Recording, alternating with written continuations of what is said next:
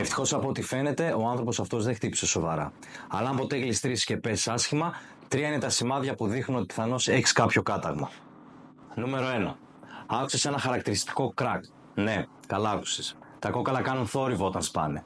Και πολλές φορές οι ασθενείς λένε χαρακτηριστικά «Γιατρέ, άκουσα ένα κρακ». Νούμερο 2. Παρατηρείς έντονη εκχύμωση ή αλλιώς μελανιά. Όταν σπάει ένα κόκαλο, προκύπτει αιμορραγία στο σημείο του κατάγματος, το οποίο προκαλεί έντονη εκχύμωση σε εκείνη την περιοχή του δέρματος. Οπότε, αν παρατηρήσεις έντονη μελανιά μετά από χτύπημα, θα σου συμβούλευα να κάνεις μια απλή ακτινογραφία για να αποκλειστεί το κάταγμα. Και νούμερο 3, πόνος κατά τη φόρτιση ή την άσκηση γενικότερα κάποιας δύναμης.